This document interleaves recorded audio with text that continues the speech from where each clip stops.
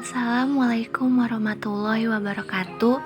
Saya Sri Wulandari, mahasiswa semester 7 Prodi Pendidikan Bahasa dan Sastra Indonesia dari Universitas Muhammadiyah Sumatera Utara. Nah, ini adalah SMA swasta PAB 8 Saintis yang saya tempatkan sebagai kegiatan PLP 3. Sebelum masuk ke kelas untuk melaksanakan proses belajar mengajar, SMA swasta PAB 8 Saintis telah menyiapkan pencuci tangan untuk menaati protokol kesehatan yang ada.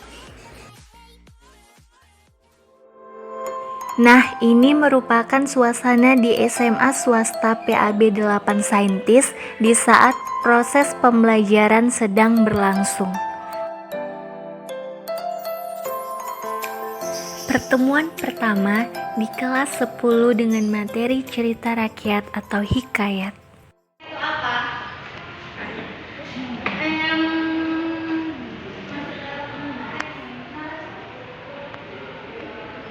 Ya, kayak termasuk dalam cerita. Nah, terus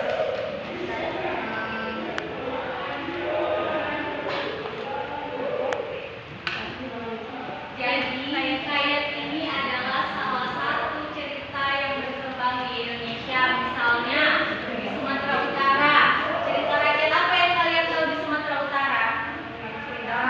Ada Danau Toba. Ya, Danau Toba. Terus si ini cerita terjadinya Danau Laukawan. Laukawan salah satu cerita rakyat yang ada di Indonesia.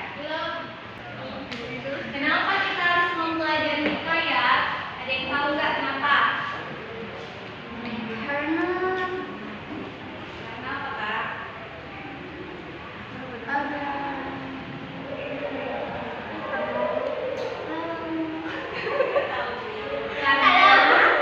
Hikayat ini merupakan warisan dari nenek moyang kita, jadi dilestarikannya harus mempelajari hikayat.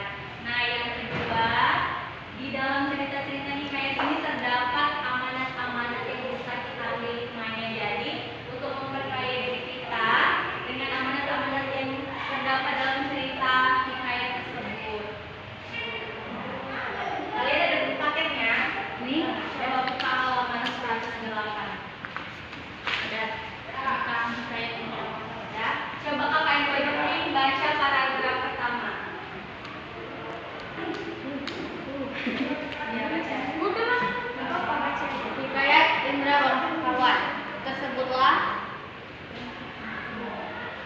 Tersebutlah perkataan seorang raja yang bernama Indra, bungsu dari negeri Kobash Syahriar. Setelah berapa lama dia atas kerajaan, dia juga beroleh putra. Maka pada suatu hari ia pun menyuruh orang membaca doa, kunut dan sedekah kepada fakir dan miskin. Hatta beberapa lamanya, Tuan Putri Siti Kendi pun hamilah dan bersalin 2 orang putra laki-laki. Adapun yang tua keluarnya dengan Hana dan yang muda dengan Adam. Maka baginda pun lalu amat sukacita dan menamai anaknya yang tua Syaferi dan anaknya yang muda Indra Laukawan. Ya. Nah, dari paragraf yang udah dibaca sama kakak itu kalian mengerti nggak apa artinya? Ngerti nggak? Ya, seorang anak buku. Semuanya paham nggak yang dimaksud dari paragraf itu? Nah, bingung kan? Iya, karena itu di hikayat bahasanya mustahil, karena nggak logis, nggak masuk di akal. Beda kan sama zaman sekarang, kan udah pandai-pandai tuh kalian, ada bucin, ada apa, budak cinta. Udah pandai-pandai nggak kayak orang zaman dulu kan pengetahuannya masih minim, pengetahuannya masih sedikit, jadi bahasanya bahasa yang keluar. Jadi bahasa di dalam hikayat itu adalah menggunakan bahasa Melayu klasik. Kalau berbicara klasik ini adalah bahasa yang sudah tua dari nenek moyang kita. Nah, jadi dari sini dapat kita simpulkan bahwasanya hikayat adalah cerita yang masih menggunakan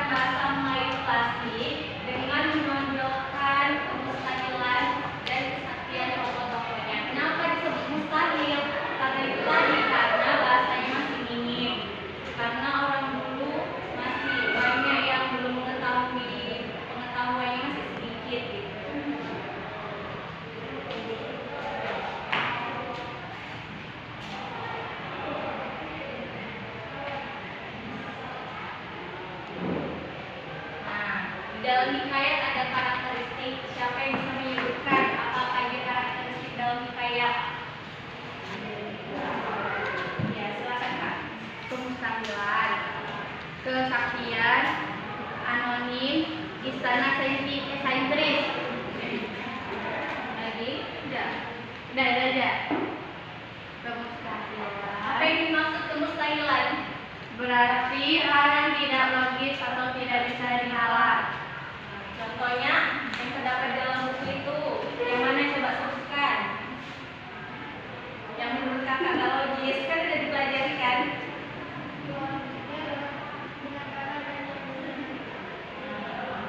Keluarnya dengan Anak dan muda dan ya, itu salah satu contohnya. Yang kedua apa kak? kesaktian. Kesaktian. Apa itu kesaktian? Adalah hal di luar nalar yang menunjukkan bentuk suatu kesaktian di antara tokoh hikayat. Ya, biasanya di dalam cerita hikayat itu tokoh-tokohnya banyak yang sakti-sakti, kayak bisa nyuruh orang, bisa apa namanya terbang. Kalau sekarang di tinggi-tinggi kan terbang harus pakai karet. Kalau dulu katanya orang bisa terbang dengan kekuatannya dulu katanya. Yang ketiga, apa yang ketiga? Yang ketiga anonim. Apa itu anonim? Berarti tidak diketahui secara jelas nama pencerita atau pengarang. Kayak cerita bawang merah bawang putih. Kalian tahu nggak siapa nama pengarangnya? Nggak tahu. Nggak tahu? Ya, itulah dia. Kayak tidak jelas nama pengarangnya. Yang keempat, Istana sentris. Lu nggak sentris.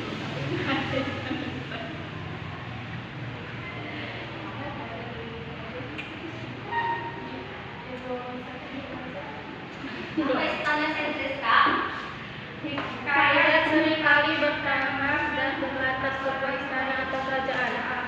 Ya, jadi istana sentris adalah cerita rakyat yang berlatar belakang kerajaan. Kayak bawang merah bawang putih kan itu tokoh-tokohnya ada putri kan. Enggak juga. Berikut adalah siswa-siswi yang mengikuti proses pembelajaran pada pertemuan pertama. Memasuki pertemuan kedua di kelas 12 dengan materi novel. Sebelumnya dia udah pernah baca novel. Ya. Udah coba abang pengertian novel. Pengertian novel.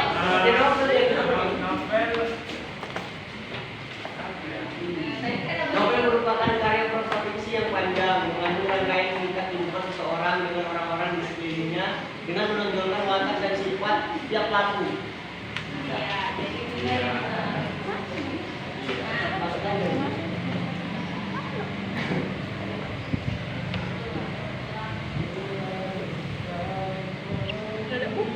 Di dalam novel itu terdapat unsur intrisi. Di dalam novel terdapat unsur intrisi. Nah, yang kalian tahu apa-apa saja unsur intrisi dalam novel itu? Tema, Tokoh atau penambahan, yang kedua, latar, alur, alur, latar belakang, gaya bahasa,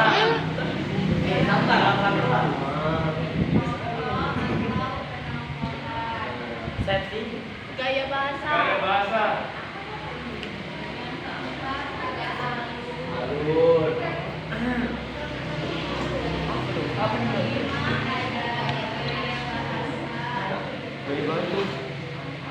yang keenam, tanda-tanda. Yang ketujuh mana?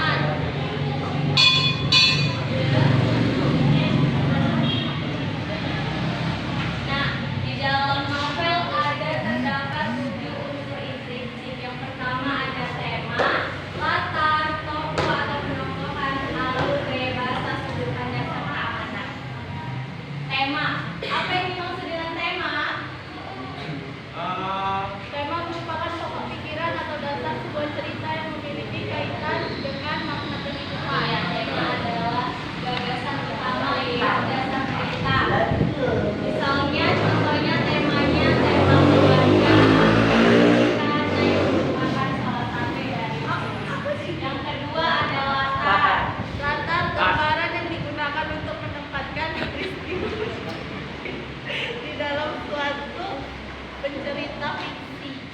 Penceritaan fiksi. Nah, itu latar. Latar terbagi menjadi berapa, Bang? Tiga. Waktu, Tempat dan suasana. Contoh latar tempat. Misalnya tempatnya di sekolah, di pasar, rumah. Kalau latar waktu, contohnya bagaimana Kak? Abad, dasawarsa, tahun. Misalnya di dalam cerita tersebut waktunya itu sore hari, siang hari, dan itu merupakan latar waktu. Kalau latar suasana. emosional, emosi, Latar suasana. suasana Apa tadi contohnya? Panas, Apa ya panas? panas, dingin. Panas biasa. Ya, bagus.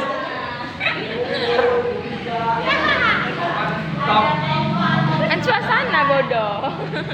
dan aja. Yang ketiga ada Ya. tokoh atau penongkohan. Tokoh adalah pelaku. Penongkohan adalah watak atau karakteristik Dari dari tokoh pelaku. tersebut. Nah, tokohnya misalnya itu abang yang baju hitam. Wataknya ribut di kelas. Yang keempat Alur. ada alur. Apa itu alur? Adalah rangkaian peristiwa yang disusun berdasarkan hubungan kualitas. Ya, alur terbagi menjadi Berapa? ada Tiga. gerombolan. Dua. Alur berjalan mundur. Dan alur Campuran. Yang dimaksud alur maju, Alur dua. Ya dari kecil misalnya sampai dewasa. Iya. Alur kecil sampai dewasa. alur mundur. Alur dari besar sampai kecil. Gimana balik aja udah. Iya gitu aja. Iya benar. Kalau gaya bahasa,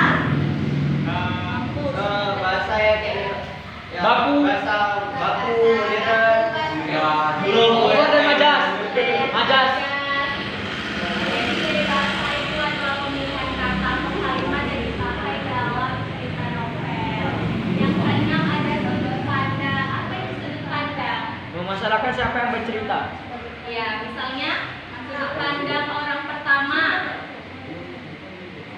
Siapa orang yang disebut sudut pandang orang pertama? Aktor, Lampu. pemeran. Aku, ya. aku. Saya. Kamu.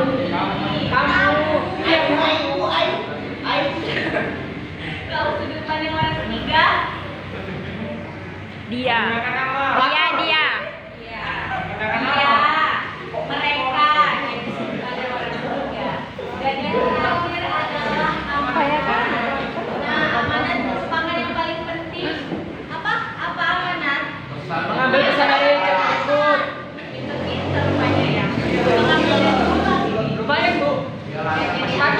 pesan pengarah kepada pembaca. Kalau kalian membaca novel jangan sekedar cuma membaca aja, tapi harus bisa diambil amanatnya. Karena dengan amanat itu ada pesan-pesan yang harus bagaimana kita aplikasikan ke kehidupan sehari-hari. Sampai sini ada pertanyaan? Ada kok. Ini adalah siswa-siswi kelas 12 yang mengikuti proses pembelajaran pada pertemuan kedua dengan materi novel. Memasuki pertemuan ketiga di kelas 10 dengan materi teks anekdot. Kemarin yaitu tentang struktur anekdot. Sebelumnya ibu mau tanya, siapa yang tahu apa itu pengertian anekdot? Tahu lah bu. Iya. Tahu coba. Nggak tahu.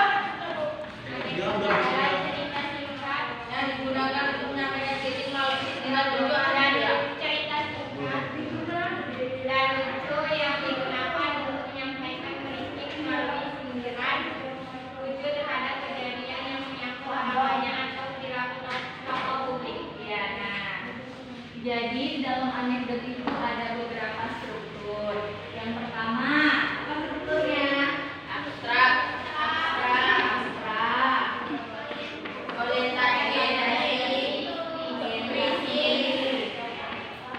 Reaksi koda. Krisis.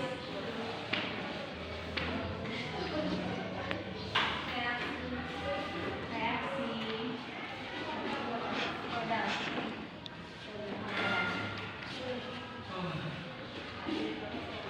Nah, abstrak.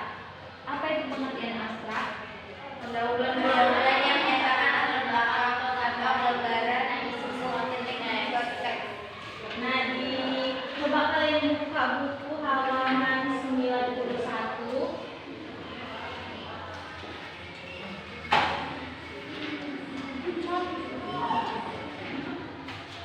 Udah dibuka. Nah, kalau ibu mau Tono, saya Ran, dosen ilmu politik. Kalau mengajar selalu duduk, tidak pernah berdiri. Udin, begitu saja diperhatikan si Tono, jawab Udin tahu sebabnya. Nah, kata Udin, barangkali saja belum sampai atau kakinya tidak kuat berdiri. Tono, bukan itu sebenarnya sebabnya Din, sebab dia juga seorang pejabat. Udin, lo apa hubungannya? Tono, ya kalau dia berdiri, takut kursinya diduduki oleh orang lain. dari cerita tersebut mana yang disebut abstrak? Ibu saya heran dosen ilmu Salah. Mana yang disebut abstrak? Dia sebuah universitas dosen yang juga menjadi pejabat. Nah, sedangkan orientasi, apa itu orientasi?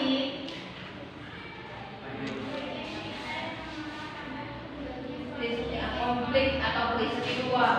Ya, jadi di bagian orientasi ini ceritanya itu mengarah kepada konflik ataupun peristiwa gitu. Sedangkan krisis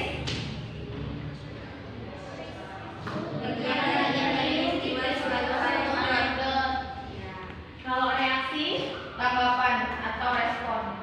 koda. Penutup atau kesimpulan. Ya, jadi di bagian koda ini adalah kesimpulan dari cerita. Nah, ini merupakan siswa-siswi kelas 10 yang hadir pada pertemuan ketiga. Saya ingin mengucapkan terima kasih kepada kepala sekolah, guru pamong, serta siswa-siswi yang ada di SMA swasta PAB 8 Saintis yang ikut serta dalam kegiatan PLP 3. Terima kasih. Assalamualaikum warahmatullahi wabarakatuh.